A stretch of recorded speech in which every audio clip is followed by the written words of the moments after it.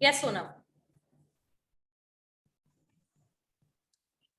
Ma'am, SSI, small scale industries, benefits of SSI registration, eligibility criteria for SSI,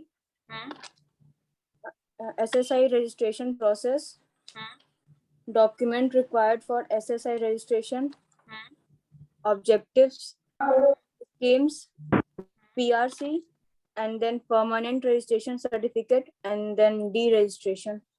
Okay. Who is going to tell me about it? कौन मुझे एक एक करके सारे कौन बच्चे बताएंगे मुझे इसके बारे में एक एक करके? स्मॉल स्केल इंडस्ट्रीज के रजिस्ट्रेशन प्रोसीजर के बारे में मुझे क्या कौन बताएगा? Provisional registration certificate and permanent के बारे में मुझे कौन बताएगा?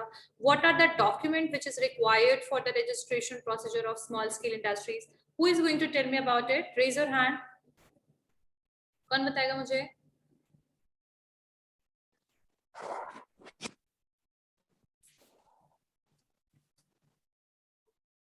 Yes, batch 2, roll number 30.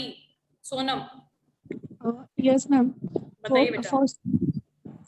First one is applying for the professional registration. Then starting the business, and then applying for a permanent SSI certificate of registration. Okay. What is the PRC provisional and permanent one? What are the eligibility criteria for this?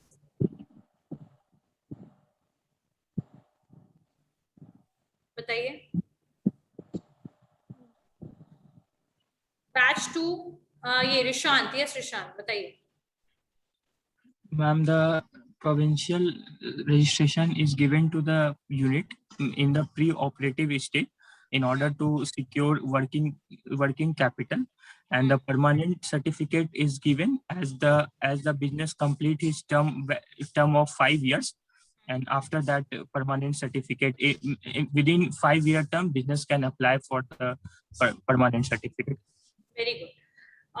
जो provisional certificate और permanent certificate में बहुत ज्यादा difference नहीं है, बस ये दोनों जो सर्टिफिकेट है रजिस्ट्रेशन में आपको रजिस्ट्रेशन के बाद मिलेगा. जो आपका प्रोविजनल होता है that is the temporary one, and temporary registration आपको करवाना पड़ता है जब आप कोई भी इंडस्ट्री को शुरू करते हैं उससे पहले. Why it is required? Because you will get so many benefits from the government subsidies, incentives if your firm is pre, मतलब आपका जो स्मॉल स्केल इंडस्ट्रीज है दैट इज प्री रजिस्टर्ड अगर होता है तो. अगर आपका प्रोविजनल सर्टिफिकेट होता है तो परमानेंट सर्टिफिकेट आपको तब मिलेगा जब 5 साल वो जो आपका प्रोविजनल होता है that is valid for 5 years. अगर वो एक बार आपका बिजनेस स्टार्ट हो गया, आपकी इंडस्ट्री काम करनी शुरू हो गई, तो उसके बाद आपको विद इन 5 इयर्स आपको क्या मिलेगा? परमानेंट सर्टिफिकेट, अगर आप रजिस्ट्रेशन करवाते हैं तो. क्लियर हो गया? Okay. Who is going to tell me about the other factors? What are the benefits of the registration of small scale industries? Raise your hand. Small scale industries के क्या क्या बेनिफिट्स हैं? Raise your hand. कौन बताएगा मुझे?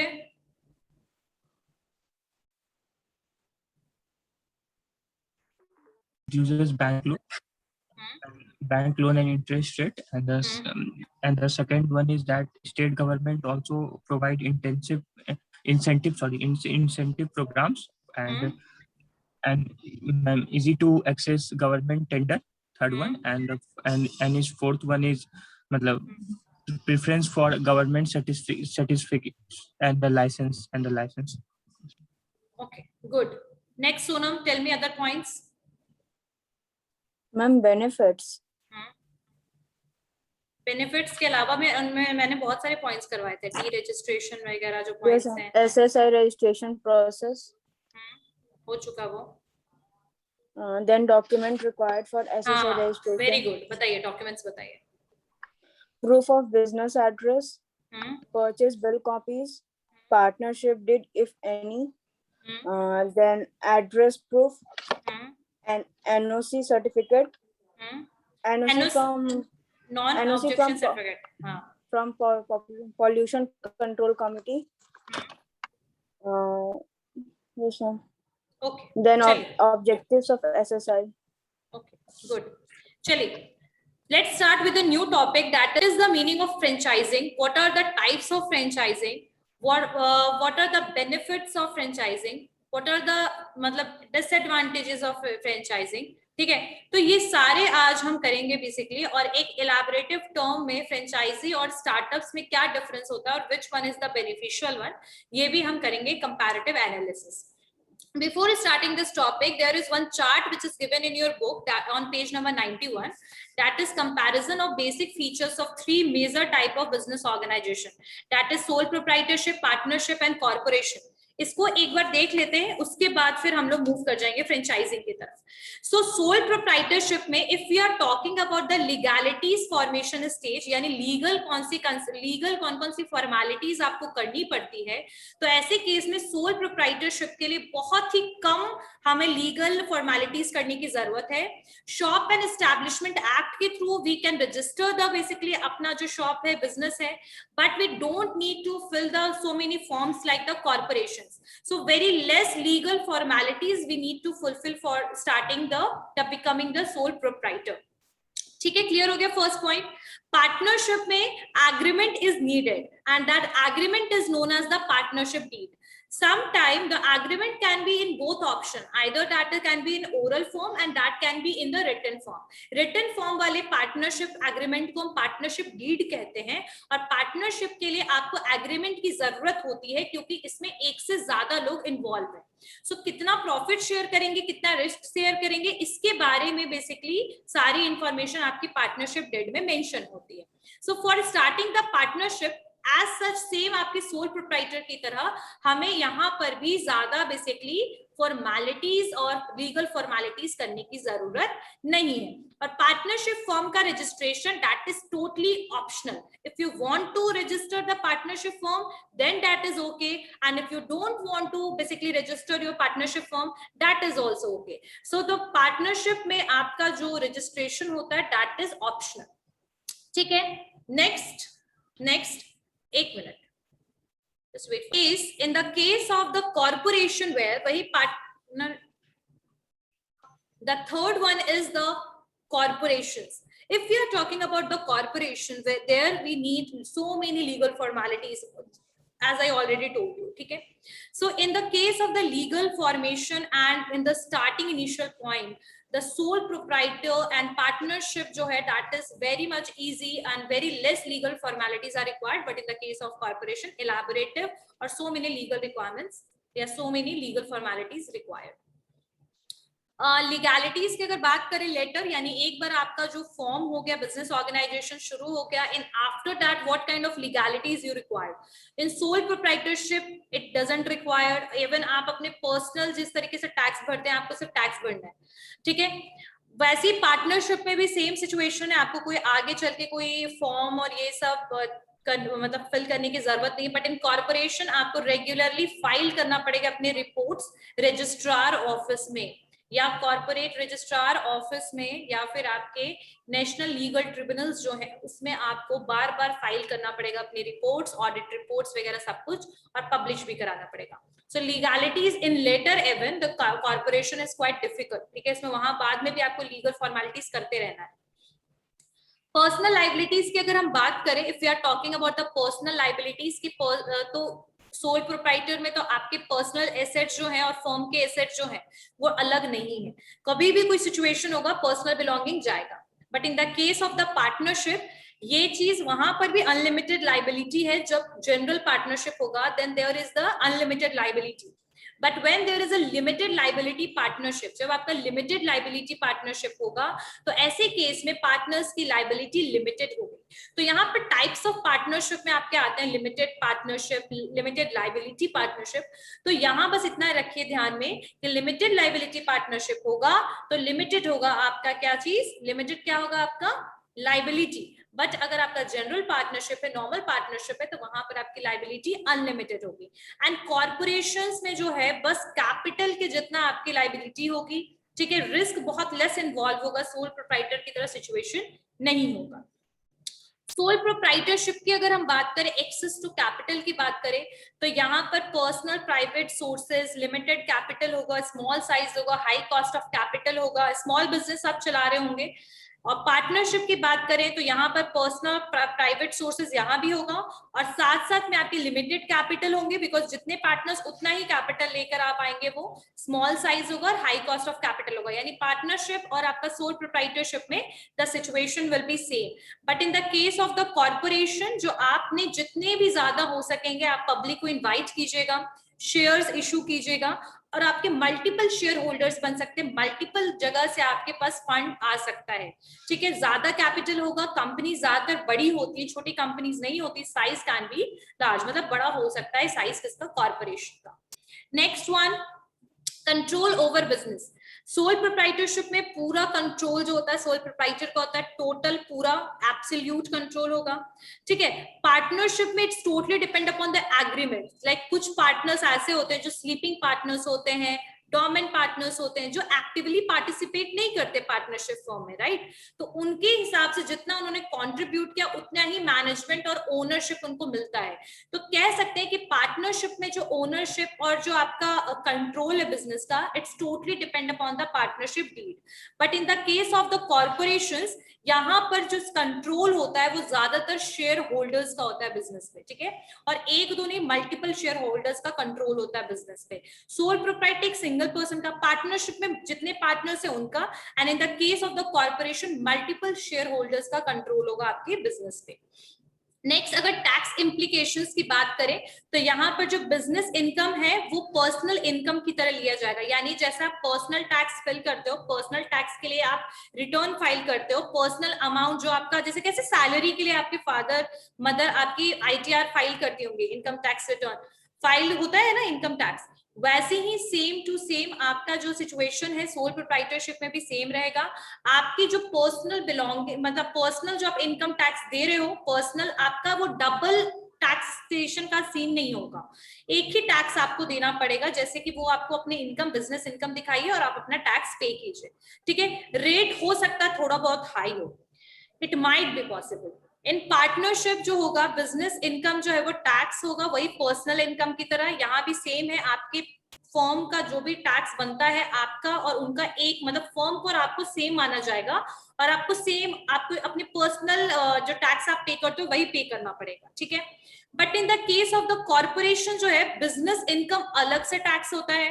ठीक है, dividend जो आप शेयर होल्डर्स को दे रहे हो वो अलग से टैक्स होगा आपका। ठीक है, और बाकी जो अलग अलग एम्प्लॉइज हैं, they are also going to pay the income tax according to their personal income. So यहाँ पर जो कॉर्पोरेशन है, यहाँ पर हर एक पोर्शन अलग अलग सेपरेट हो जाएगा। बट वहीं पर अगर हम बात करें पार्टनरशिप एंड सोल प्रोप्राइटरशिप की, तो you have to pay the single tax.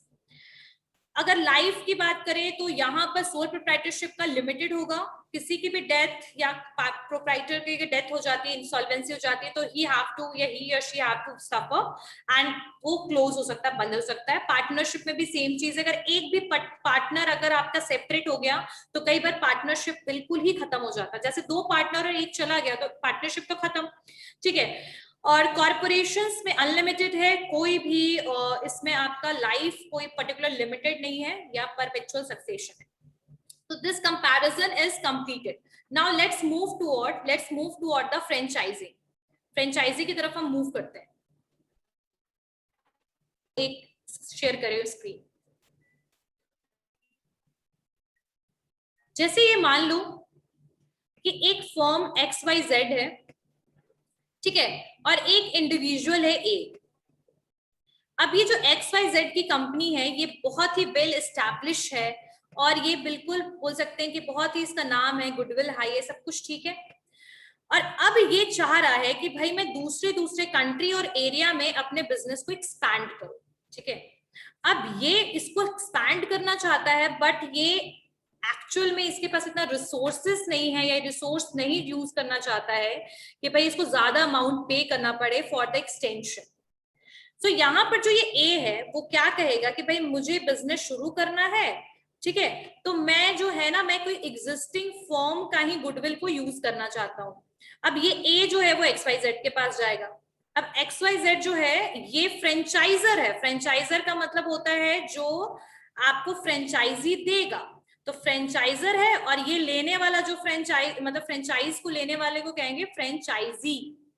Franchise क्या ही लिखा है ये, ठीक है. So franchisor is a that person who is going to give you licence और permission to use his goodwill, use his company name, brand name. ठीक है. अब ये जो सिचुएशन है ये कैसे अराइज होता है, देखिए कोई भी कंपनी अगर फ्रेंचाइजर है वो क्या करती है, अपनी फ्रेंचाइज को लागू कर देती है, मतलब फ्रेंचाइजिंग शुरू कर देती है, अपनी गुडविल के लिए लाइसेंस देना शुरू कर, मतलब अपने कंपनी का लाइसेंस दूसरे इंडिविजुअल्स को या फिर अदर ग्रुप्स ऑफ पीपल को देना शुरू करती है. और वो क्या करेगा, आपके ही कंपनी का नाम, ब्रांड, कलर सब कुछ यूज करेगा, आप ही की कंपनी की पॉलिसी को यूज करेगा और अपना बिजनेस स्टार्ट करेगा. ठीक है. जैसे मैकडोनल्ड, ये जितना भी है ना, ये जितने भी आप लोग फास्ट फूड चेन देख रहे हो जो अभी कुछ सालों से आप लोग को दिख रहे होंगे, Domino's and all, these all are basically franchising. These all are the franchising. ये सारा फ्रेंचाइजिंग मतलब फ्रेंचाइज का पार्ट है ये. ठीक है. यहाँ पर फ्रेंचाइजर कौन होगा, वो अपनी कंपनी का नाम आपको यूज करने के लिए देगा. एक एग्रीमेंट बनेगा फ्रेंचाइजर और फ्रेंचाइजी के बीच में, और फ्रेंचाइजी जो है वो फ्री में आपसे कुछ नहीं लेगा और ना फ्रेंचाइजर आपको देगा. They are going to take a huge hefty amount for using their name, as well as it might be possible that they will charge the annual fee. समझ में आई बात कि फ्रेंचाइजी, फ्रेंचाइजर, फ्रेंचाइजिंग क्या होता है. Franchisor जो franchise देगा, जो फ्रेंचाइज देगा, फ्रेंचाइजर जो फ्रेंचाइज देगा, फ्रेंचाइजी जो फ्रेंचाइज लेगा. Franchising is the process of this franchisee और फ्रेंचाइज, जो मूवमेंट हो रहा है, ट्रांसफर हो रहा है बेसिकली आपका गुडविल, उसको हम कहते हैं फ्रेंचाइजिंग. सो फ्रेंचाइजिंग क्या है इसको लिखिए. Franchising is the arrangement, franchising is the arrangement, franchising is the arrangement, franchising is the arrangement where franchisor one party, where franchisor, देखो हमेशा फ्रेंचाइजिंग में दो पार्टी तो एटलीस्ट इन्वॉल्व होगा ही. ठीक है. वेयर फ्रेंचाइजर XYZ, इसको हम वन पार्टी कहिए, वन पार्टी ब्रैकेट में लिखे, वन पार्टी ग्रांट्स और licence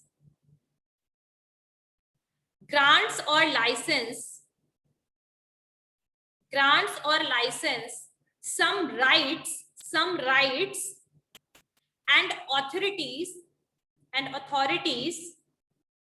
and authorities to franchisee another party.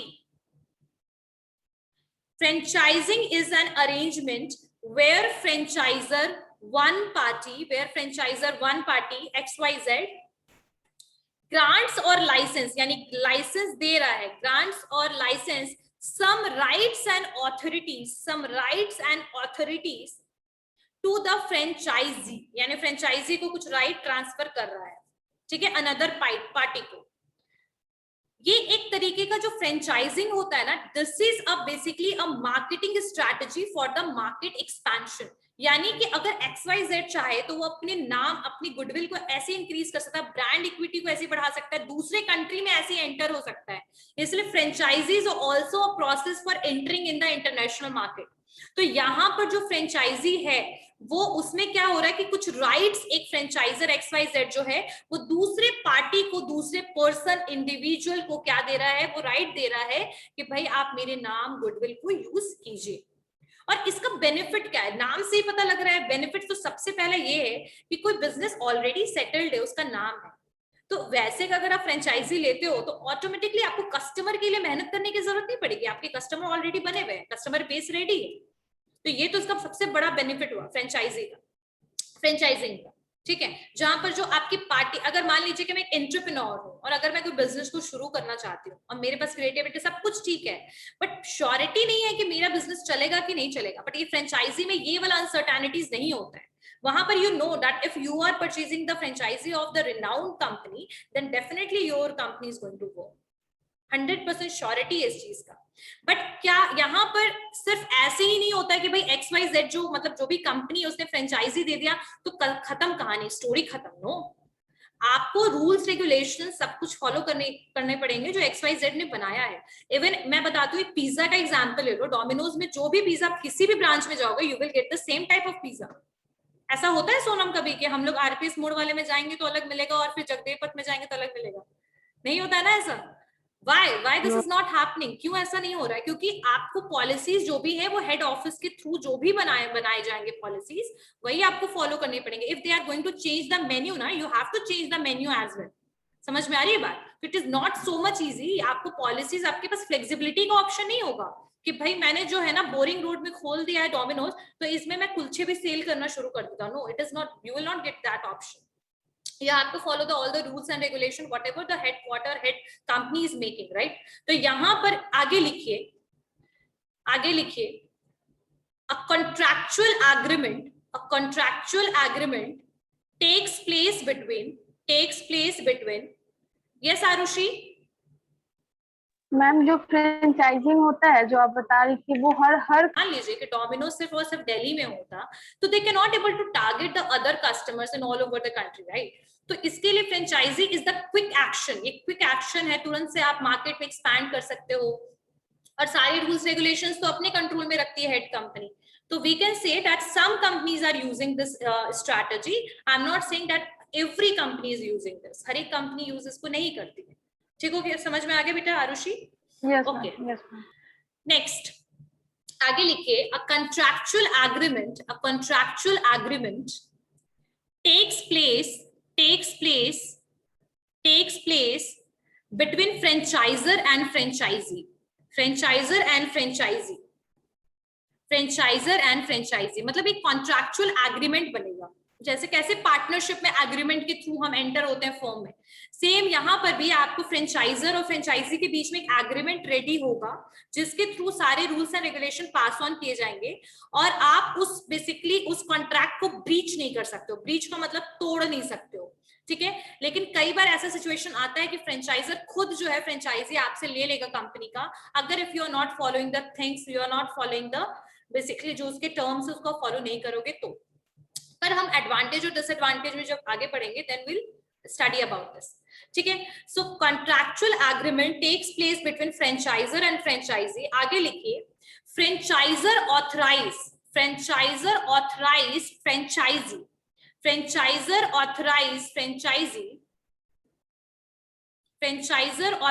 franchisee to sell their product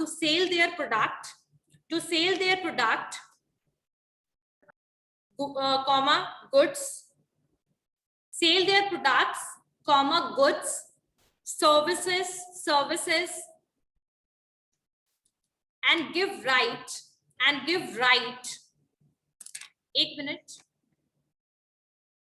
सो यहां पर और आगे हम बढ़ते हैं कि फ्रेंचाइजर ऑथराइज फ्रेंचाइजी.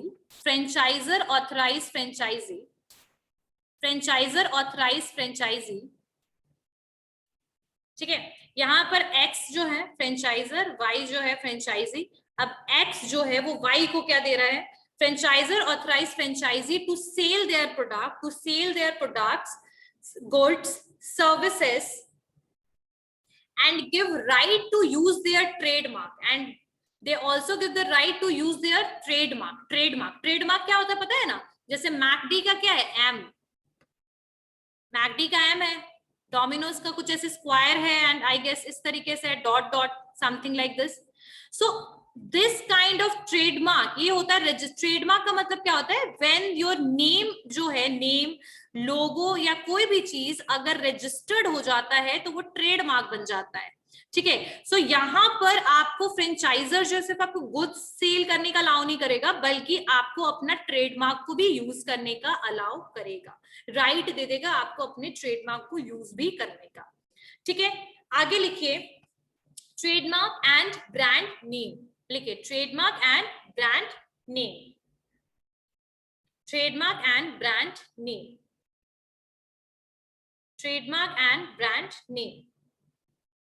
अब ये चीज, इतनी सारी चीजें, इतनी फैसिलिटी दे रहा है आपको फ्रेंचाइजर, तो फ्री में तो कुछ मिलेगा नहीं, है ना? कंपनी को आपको अपना पूरा कस्टमर दे रहा है कि नहीं? अब जैसे कि हम एग्जाम्पल में देखें तो क्या आपको लगता है कि डोमिनोज को इतना ज्यादा एडवर्टीजमेंट करने की जरूरत पड़ेगी क्या? वो अगर एडवर्टीजमेंट नहीं भी करेगा ना तो भी उसका सेल होगा. बस उस अनसर्टेन पैंडेमिक को छोड़िए, that is a different thing, but normally, है ना? तो वही सेम चीज है कि अगर आपको हर चीज बोलते हैं ना कि पका पकाया खाना मिल रहा है तो खा लेंगे, right? The same situation is here as well, कि आपको हर चीज बना बनाया मिल रहा है, every marketing strategy, customers, everything, so you have to pay a large amount for this, ठीक है? अब वो अमाउंट जो होगा वो कॉन्ट्रैक्ट में मेंशन होगा, या तो आप वन टाइम फी पे करोगे, यानी एक बार में ही अमाउंट पे करके खत्म स्टोरी, या तो आप एनुअल फी दोगे, या फिर आप मंथली आपके जितना प्रॉफिट होगा उस पे आप अमाउंट दोगे। तो मतलब it's totally depend upon the franchisor and franchisee कि what kind of consent and what kind of policy they are making for the franchisee activity, franchising के उन्होंने क्या क्या activities मतलब क्या क्या mention कर रखा, उस हिसाब से they are going to take the amount। आगे लिखिए in return the franchisee SEE,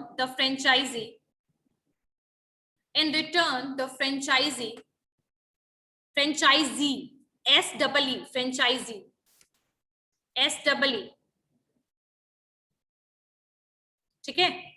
In return the franchisee pays a one-time fee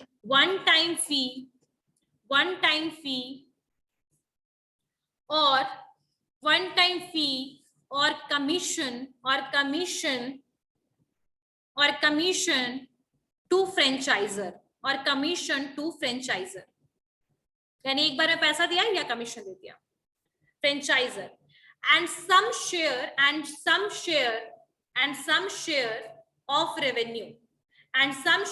revenue, one time fee, commission or share in revenue. So these kinds of options totally depend upon the policies of the company, ठीक है? अब यहाँ पर franchise को कुछ advantage जो है वो तो है ही, मतलब ऑब्वियसली उनको, और यहाँ पर एक चीज मैं और बताना चाहूंगी, ऐड ऑन करना चाहूंगी कि फ्रेंचाइजर जो है ना वो आपको जब अपनी कंपनी का ट्रेडमार्क यूज करने के लिए दे रहा है, प्रोडक्ट सील करने के लिए दे रहा है, तो उसके लिए ना आप जैसे मान लो कि डोमिनोज में देखा टेस्ट सबका पिज्जा का सेम आता है, मार्गरीटा या कुछ भी खाओ आप, तो you will get the same taste in every branches. You know why? Training उनको खुद हेड कंपनी जो होगी वो आपके एम्प्लॉइज को ट्रेन करने का काम करेगी, यानी सेम टेस्ट आने के लिए, सेम स्टैंडर्ड मेंटेन करने के लिए, सेम क्वालिटी के लिए और same productivity and time efficiency के लिए they are also going to give you training. यानी फ्रेंचाइजर जो है वो आपको आपके एम्प्लॉइज को ट्रेन भी करने का काम करेगी। आ रही है बात समझ में? क्लियर हुआ सबको? चलिए, सो आगे लिखिए कि यहाँ पर क्या एडवांटेजेस, मतलब क्या है, मतलब कुछ एडवांटेजेस है फ्रेंचाइजी को कि they do not have to pay the amount for या spend the amount on training to their employees, मतलब उनके जो एम्प्लॉइज होंगे उनको ट्रेन करने के लिए पैसा खर्चने की जरूरत नहीं है फ्रेंचाइजी को, मतलब जो फ्रेंचाइज ले रहा है, फ्रेंचाइजी को पैसे खर्चने की जरूरत नहीं है ट्रेनिंग के लिए, फ्रेंचाइजर खुद अरेंज करेगा उसके ट्रेनिंग, उनके ट्रेनिंग प्रोग्राम्स को, ठीक है? टेक्निक्स बताएगा, टेस्ट मतलब सेम आना चाहिए, अगर कोई खाने पीने की चीज है तो क्लोथ है तो सेम क्वालिटी होना चाहिए, है ना? तो एक स्टैंडर्ड मेंटेन करने के लिए they are going to give the training as well. आगे पढ़ते हैं, ठीक है? अब यहाँ पर जो फ्रेंचाइजिंग है वो बेसिकली मैन्युफैक्चर करने का, बिजनेस करने का राइट दूसरे को दे रहा है, ठीक है? यहाँ पर क्या बेनिफिट्स हैं, मतलब एडवांटेजेस और डिसएडवांटेजेस क्या है, हम उसकी तरफ बढ़ते हैं। What are the advantages of franchisee की, क्या क्या एडवांटेजेस हैं? तो उसके पहले एडवांटेजेस तो ये होगा कि आपको फ्रेंचाइजी बहुत easily you will get the franchisee, ठीक है? फ्रेंचाइजी को बहुत इजीली अवेलेबल हो जाएगा। मार्केट बेस मैं बताती जा रही हूँ, आप लोग लिखते जाना। you don't need to spend lot of money on making the customer base, आपको वो बना बनाया मिलेगा, ठीक है? easy to start the business को शुरू करना फ्रेंचाइजिंग के through, that is very easy, तुरंत से आप शुरू कर सकते हो बिजनेस को। बिजनेस फॉर्मेट जो होगा that is already provided by the head company, यानी हेड कंपनी के द्वारा आपको बिजनेस जो स्ट्रक्चर है वो ऑलरेडी मिलेगा। यस रिशांत? मैम पहला पॉइंट क्या बोले, फ्रेंचाइजी इजी है लेना मैम, इजी है लेना, इसमें पॉसिबल है? मतलब comparatively to starting the business you will get the franchisee easily if your rules and regulations जो आप सबको अगर properly cover मतलब सबको follow करोगे, जो भी उसकी formalities है उसको आप fulfill कर लोगे, तो you will get the franchisee easily. ठीक है. सेकेंड चीज है, एक और चीज मैं बताऊंगी कि आपको इट्स टोटली डिपेंड, जैसे फूड वगैरह की चीजें मिल जाती है, मेडिसिन की फ्रेंचाइजी अगर इस तरीके की कुछ लेनी है तो हो सकता है इट माइट बी पॉसिबल, कुछ मुश्किलें आए. ठीक है.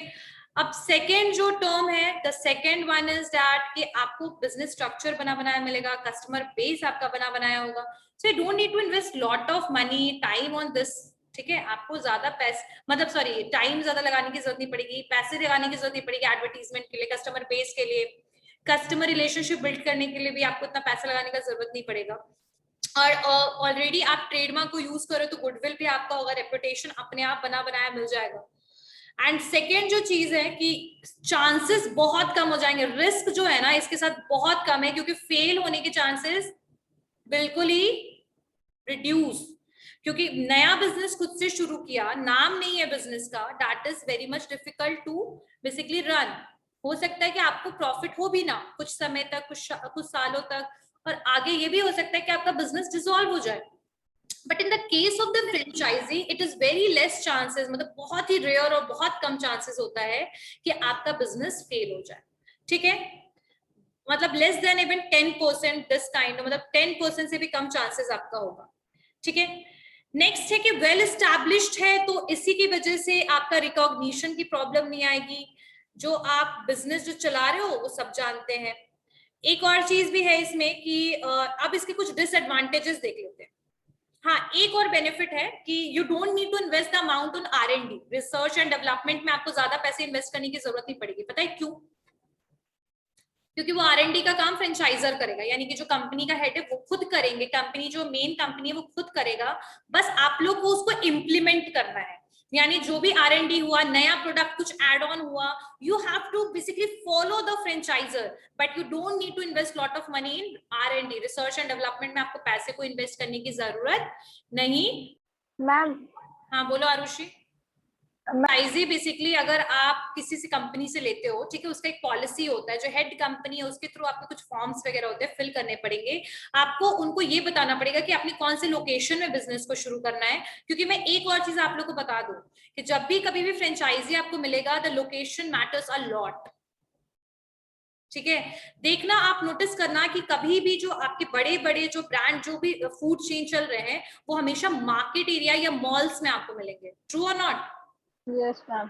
कभी देखा है कि छोटे से कोई गली में या फिर अरेंज कीजिए सब कुछ, उसके बाद आपको बस एक अमाउंट पे करना पड़ेगा. मतलब फ्रेंचाइजी है, मतलब जो फ्रेंचाइज को ले रहा है, फ्रेंचाइजी जो है वो पे करेगा पैसा. ठीक है. या फिर वो पेमेंट एक बार में करेगा, या तो उसको जितना वो कमाएगा उसका कुछ पोर्शन उनके पास चलता चला जाएगा. किसके पास? फ्रेंचाइजर के पास. क्लियर हो गया Arushi? Yes ma'am. Okay. Next point, what are the various disadvantages? क्या क्या disadvantages हैं? रोशन, you want to say something? आगे बढ़ते हैं अब हम. तो disadvantages क्या क्या हैं? एडवांटेजेस और डिसएडवांटेजेस जो है फ्रेंचाइजर के लिए भी होगा, फ्रेंचाइजी के लिए भी होगा. फ्रेंचाइजी के पॉइंट ऑफ व्यू की मैंने सारी चीजें बताई. आपको बना बनाया रेपुटेशन मिल रहा है, बिजनेस स्ट्रक्चर आपको बना बनाया मिल रहा है, उसके साथ साथ आपको R&D पे खर्च करने की जरूरत नहीं पड़ी है, सिर्फ इम्प्लीमेंटेशन करना है, आपको कस्टमर बेस पे खर्च करने की जरूरत नहीं है. तो ये सारे बेनिफिट्स फ्रेंचाइजी के लिए है. फ्रेंचाइजर के बेनिफिट क्या होंगे? वो इजिली मार्केट में एक्सपैंड हो रहा है, मार्केट एक्सपेंशन हो रहा है, उसकी ज्यादा से ज्यादा कंपनीज दिख रही है, उसके ज्यादा ज्यादा आपको एक्सक्लूसिव स्टोर दिख रहे हैं, तो इजिली एक्सपेंशन हो रहा है, एक्स्ट्रा अर्निंग हो रहा है कि आप हेड ऑफिस से जितना कमा रहे हो तो कमा रहे हो, उसके अलावा आपके जितनी भी फ्रेंचाइजी लोग ले रहे हैं उतना ज्यादा आप अर्न कर रहे हो. ठीक है. अगर आपका रेपुटेशन हो सकता है कि इंक्रीज हो, अगर सारे लोग क्वालिटी को मैनेज करें. आगे चल के reputation can be changed, that can be destroyed, it might be possible that the company is not basically following the terms. ये पॉसिबिलिटी है. लेकिन कहीं ना कहीं फ्रेंचाइजर्स को भी बहुत बेनिफिट है. Market expansion, increasing the market, brand equity increase हो रहा है, उनका प्रॉफिट इंक्रीज हो रहा है. समझ में आ रही है बात? तो ये सब फ्रेंचाइजर के पॉइंट ऑफ व्यू से है कि मतलब जो फ्रेंचाइजी दे रहा है उसको भी, वो भी बेनिफिट कमा रहा है, और जो फ्रेंचाइजी ले रहा है उसको भी बेनिफिट है. क्लियर हो गया वर्षा? यस मैम, क्लियर हो गया.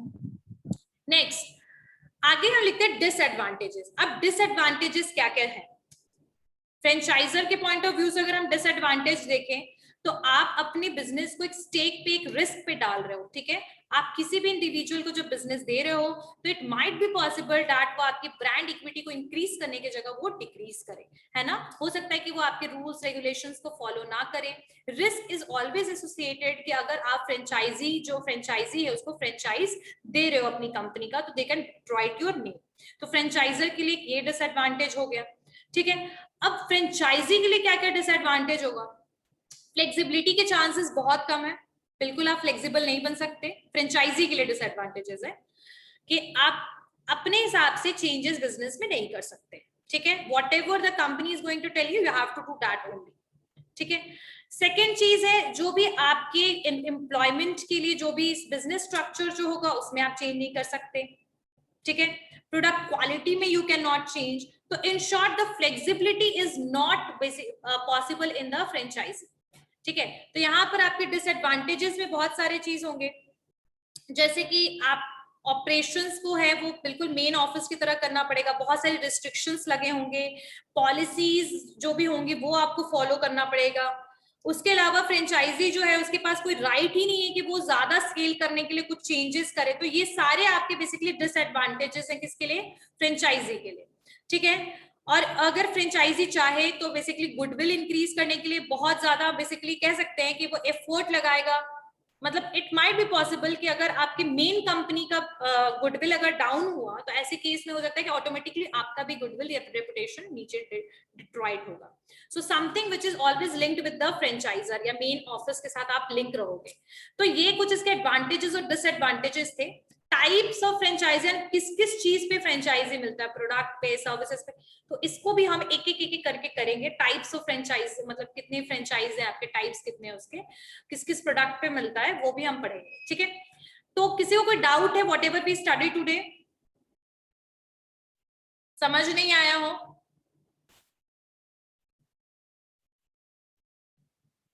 हाँ, एक और मैं बताना चाहूंगी आपको डिसएडवांटेज कि फ्रेंचाइजर के पास राइट होता है कि whenever they want they are going to take the basically आपसे एग्रीमेंट तोड़ सकते हैं। The franchisor have that right. अगर वो पता लगेगा कि you are not following the things whatever they are saying, they are going to take the basically licence from you. So it might be possible. So यहाँ पर ये इसके कुछ एडवांटेजेस और डिसएडवांटेजेस थे। किसी को कोई डाउट है जो समझ में नहीं आया हो पॉइंट? एनीवन? Anyone?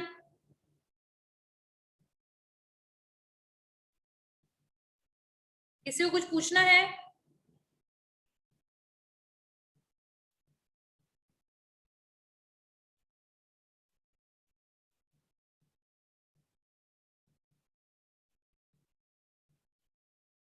पूछना है किसी को? Okay, so see you all in the